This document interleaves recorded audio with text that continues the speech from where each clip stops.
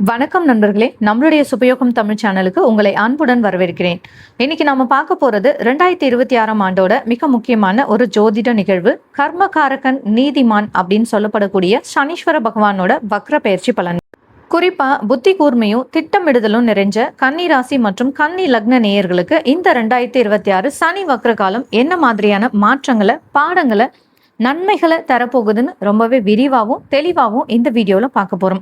கன்னி ராசிக்காரங்களுக்கு சனி பகவான் இப்போ எங்கே இருக்காருன்னா, உங்களுடைய ராசிக்கு நேர் எதிரே 7ஆம் இடமான மீன ராசியில் சஞ்சாரம் பண்ணிட்டு இருக்காரு. இந்த நிலையில் 2026 ஜூலை 27 ஆரம்பிச்சு டிசம்பர் 11 வரைக்கும் மொத்தமாக 138 நாட்கள் சனி பகவான் வக்ரகதியில் இருக்க போறாரு. வக்ரம்னா என்னங்க? ஒரு கிரகம் பின்னோக்கி நகர்வது போன்ற ஒரு தோற்றம். ஜோதிட ரீதியா பாத்தீங்கன்னா ஒரு கிரகம் வக்ரமாகும் போது அதோட செயல்பாடுகள்ல ஒரு மறுபரிசீலனை, தாமதம், இல்லாட்டி ஏற்கனவே விட்ட இடத்துல இருந்து மறுபடியும் தொடங்கக்கூடிய சூழ்நிலைகள் உருவாகும். இந்த 138 நாட்கள்ல உங்களுடைய வாழ்க்கை துணை, திருமணம், பார்ட்னர்ஷிப், தொழில், வேலை, பணவரவு, குடும்ப அமைதி மற்றும் உடல் நலம் எப்படி இருக்க போகுது, எதுல எல்லாம் நீங்க ரொம்ப கவனமா இருக்கணும். வாங்க இப்போ ஒவ்வொன்றா நிதானமா ஆழமா பார்க்கலாம். ஜோதிடத்துல 7ஆம் இடம்ங்கிறது ரொம்ப முக்கியமானதுங்க. இத கலஸ்தரஸ்தானம், நண்பர்கள், கூட்டு தொழில், பொது தொடர்பு, அதோடு கூடவே சமூகம் நம்மளை எப்படி பார்க்குதுன்னு சொல்லக்கூடிய இடம். கன்னிராசிக்கு 5 மற்றும் 6க்கு அதிபதியான சனி பகவான் நேர் எதிரே 7ஆம் இடத்துல உட்கார்ந்து இருக்கும்போது பொதுவாகவே உறவுகளில் ஒருவித முதிர்ச்சியை எதிர்பார்ப்பாரு. ஏனோ தானோன்னு உணர்ச்சி வசப்பட்டு முடிவெடுக்க விடமாட்டாரு. இந்த உறவு எனக்கு உண்மையிலேயே நீண்ட காலத்துக்கு செட் ஆகுமா, இந்த பார்ட்னர்ஷிப்ல எனக்கு எதிர்காலம் இருக்கா அப்படின்னு உங்களை யதார்த்தமா யோசிக்க வைப்பாரு. இப்போ இந்த சனி பகவான் வக்ர நிலைக்கு போகும்போது என்ன நடக்கும்? ஏற்கனவே பேசி முடிக்கப்படாத பழைய விஷயங்கள், பழைய விவாதங்கள் மீண்டும் முன்னாடி வந்து நிற்கும். உறவுகள்ல இருந்த சின்ன சின்ன இடைவெளிகள் வெளியே தெரிய ஆரம்பிக்கும். ஆனா பயப்பட வேண்டாம். சனி வக்ரமாவது உறவுகளை பிரிக்கிறதுக்காக இல்லை, உங்களை உட்கார வச்சு அந்த உறவுல இருக்கிற ஓட்டைகளை அடைச்சி அதை இன்னும் ஸ்ட்ராங் ஆக்குறதுக்காக தான் இந்த காலம். அடுத்ததா திருமணம் ஆகாதவர்களுக்கு வரன் மற்றும் பேச்சுவார்த்தை நடத்திட்டு இருக்கவங்களுக்கு, கன்னி ராசியில கல்யாணத்துக்காக காத்துட்டு இருக்கிற ஆண்களுக்கும் பெண்களுக்கும் இந்த சனி வக்ர காலம் ஒரு முக்கியமான திருப்பு முனையா இருக்கும். பழைய வரன்கள் மீண்டும் வரும். ஒரு 6 மாசத்துக்கு முன்னாடியோ போன வருஷமோ பேசி ஏதோ ஒரு சின்ன காரணத்தால நின்று போன வரன் இல்லாட்டி பேச்சுவார்த்தை இந்த காலத்துல மறுபடியும் தானா பேசி ஆரம்பிக்க வாய்ப்புகள் இருக்கு. அவங்க திரும்ப பேசுறாங்களே, பேசலாமா அப்படின்னு கேட்டிங்கன்னா தாராளமா பேசலாம். ஆனா அவசரப்படக்கூடாது.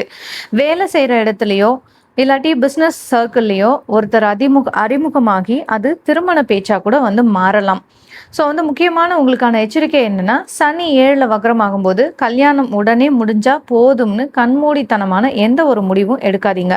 வரனோட குணம், குடும்ப பின்னணி, பொருளாதார நிலை, அவங்களோட எதிர்பார்ப்பு என்ன, எல்லாத்தையும் தீர விசாரிச்சு நிதானமா பேசி முடிவு பண்ணுங்க. அடுத்ததா ஏற்கனவே திருமணமான கன்னி ராசிக்காரங்களுக்கு இந்த 138 நாட்கள் ரொம்பவே முக்கியமான ஒரு டெஸ்டிங் பீரியட் அப்படின்னு சொல்லலாம். இப்போ கம்யூனிகேஷன் கேப் இருக்கும் உங்களுக்குள்ள. நீங்க ஒன்று சொல்ல போயிட்டு உங்களுடைய துணையாரை வேற மாதிரி புரிஞ்சிக்க அதிக வாய்ப்புகள் இருக்கு.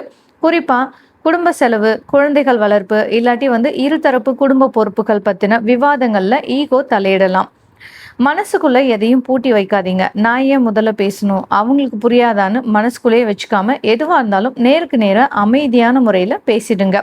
ஈகோ பார்க்காதீங்க. நான் ஜெயிச்சேனா நீ ஜெயிச்சியா அப்படின்றது முக்கியம் கிடையாது.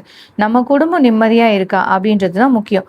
கொஞ்சம் நீங்க விட்டு கொடுத்து போனீங்கன்னா இந்த வக்ர காலத்துக்கு அப்புறம் உங்களுடைய தாம்பத்திய உறவு இன்னும் பல மடங்கு பலப்படும். இப்போ அடுத்ததா பிஸ்னஸ் பண்ணிட்டு இருக்கவங்களுக்கு, நீங்க ஒரு தொழில் செய்றீங்க இல்லாட்டி உங்களுக்கு பார்ட்னர்ஸ் இருந்தாங்க அப்படின்னா இந்த சனி வக்ரத்துல நீங்க ரொம்பவே அலர்ட்டா இருக்கணும். நம்ம ஆளு தானே, நண்பன் தானே அப்படின்னு வாய் வார்த்தையா எந்த பண பரிவர்த்தனையும் விட்டுறாதீங்க. வரவு செலவு, முதலீடு, லாப பங்கு எல்லாத்தையும் தெளிவா ஒரு டாக்குமெண்ட் மாதிரி எழுதி வச்சுக்கோங்க. பழைய தவறுகள் எல்லாத்தையும் சரி செய்ய ஆரம்பிங்க. கடந்த காலத்தில் பார்ட்னர்ஷிப்பில் ஏதாவது மிஸ் அண்டர்ஸ்டாண்டிங் இருந்திருந்தா அதை இந்த நேரத்தில் சுமூகமாக பேசி சரி பண்ண பாருங்க.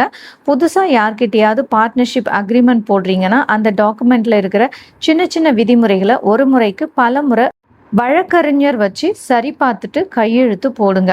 கன்னிராசி அன்பர்களுக்கு வேலை ஸ்தானமான 6க்கு அதிபதியே சனி பகவான் தான். அவரே 7ல் வக்ரமாகும் போது ஆஃபீஸில் என்ன நடக்கும்? உங்களுடைய திறமை மேல யாருக்கும் சந்தேகம் இருக்காது. ஆனா கூட வேலை செய்றவங்க கிட்டயும், மேல் அதிகாரிகள் கிட்டயும், கஸ்டமர்கள் கிட்டயும் நீங்க பேசுற விதம் ரொம்ப ரொம்ப முக்கியம். ஸோ அனாவசியமான வாக்குவாதம் வேண்டாம். ஆஃபீஸ் பாலிடிக்ஸ்ல போயிட்டு மாட்டிக்காதீங்க. இது என்னோட வேலை இல்லன்னு கட் பண்ணி பேசாம, சூழ்நிலைக்கு ஏத்த மாதிரி சாதுரியமா நடந்துக்கோங்க. கோபத்துல மெயில் போடுறது, வாட்ஸ்அப் மெசேஜ் அனுப்புறத முற்றிலுமா தவிர்த்துடுங்க.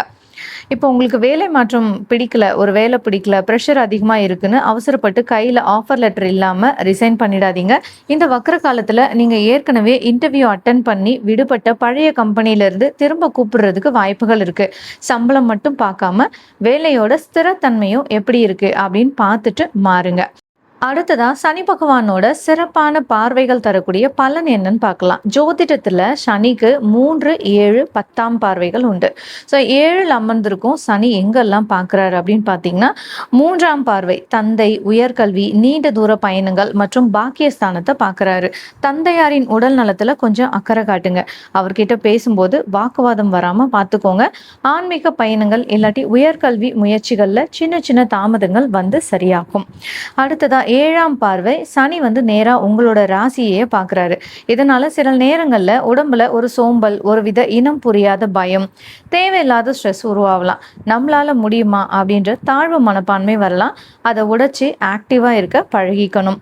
10ஆம் பார்வை சுகஸ்தானம், தாய் வீடு, வண்டி, வாகனம், மன அமைதியை குறிக்கும். 4ஆம் இடத்தை சனி பார்க்குறாரு.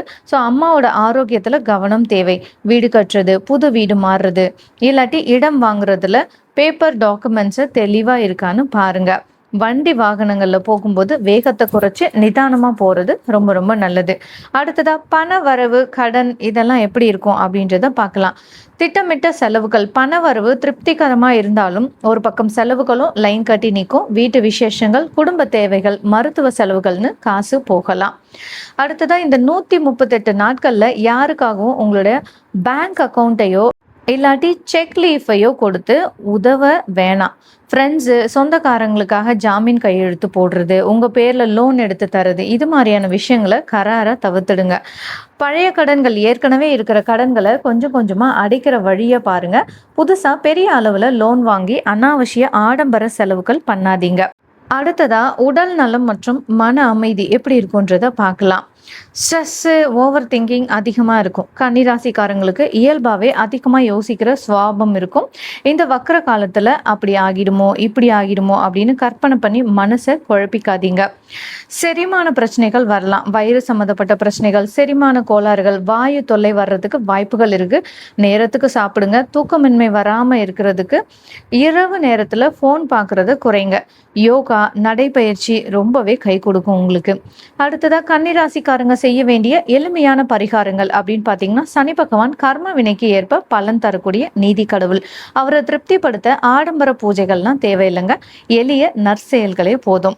சனிக்கிழமையில ஆஞ்சநேயர் வழிபாடு இல்லாட்டி சனீஸ்வர பகவானுக்கு நல்லெண்ணெய் தீபம் ஏற்றி வழிபாடு பண்ணலாம். அனுமன் சாலிசா கேட்கறது மன தைரியத்தை தரும். உங்களோட வீட்லயோ இல்லாட்டி தொழில் செய்யற இடத்துலயோ வேலை பார்க்குற துப்புரவு தொழிலாளர்கள், தினக்கூலி வேலை செய்யறவங்களுக்கு முடிஞ்ச பண உதவி இல்லாட்டி உணவு வாங்கி கொடுங்க. வயதான முதியோர்களுக்கு, ஆதரவற்றவர்களுக்கு அன்னதானம் இல்லாட்டி வஸ்திர தானம் செய்யறது சனி பகவானோட கெடு பலன்களை குறைக்கும். கொடுத்த வாக்க காப்பாத்துங்க. யாரையும் ஏமாத்தாம தர்ம நெறியோட உங்களுடைய வேலையை பார்த்தாலே சனி பகவானோட அருளாசி முழுமையா கிடைக்கும்.